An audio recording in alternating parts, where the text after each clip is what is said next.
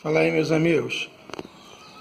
Vou mostrar aqui o modelo aqui da minha moto. Você que está pensando aí em colocar um ronco na sua moto e não quer gastar tanto, né, dinheiro, porque escapamento geralmente é caro, escapamento esportivo.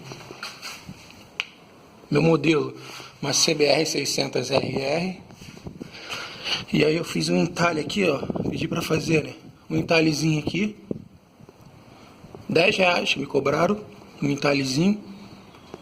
E aí quando eu quiser diminuir o ronco ou parar com o ronco ou vendê-la, mais R$10, uma plaquinha aqui eu soldo.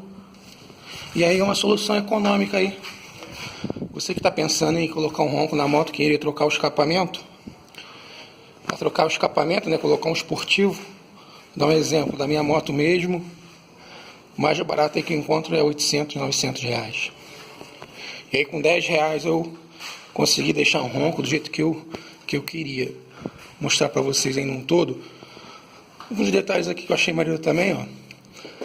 Essa rabeta que era branca, original, né? Eu pintei de vermelho para combinar com a carenagem.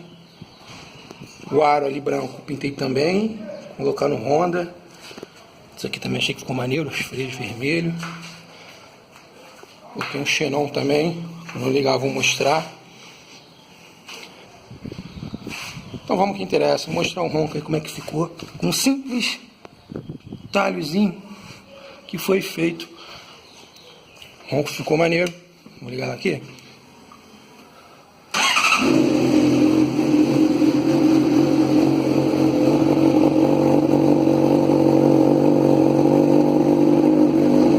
Vou botar ela para roncar.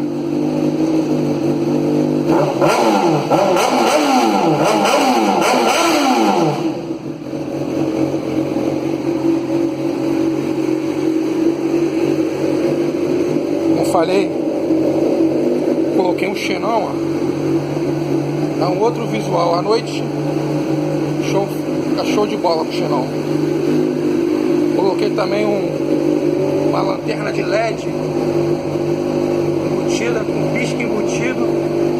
Ele me deu pisca daqui, que é a lanterna. E aí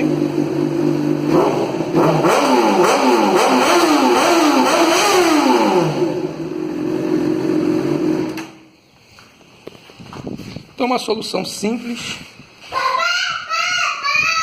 Solução simples aí para quem não pretende gastar tanto e quer ver um ronco maneiro na moto. Isso aí, rapaziada, aí, um abraço aí.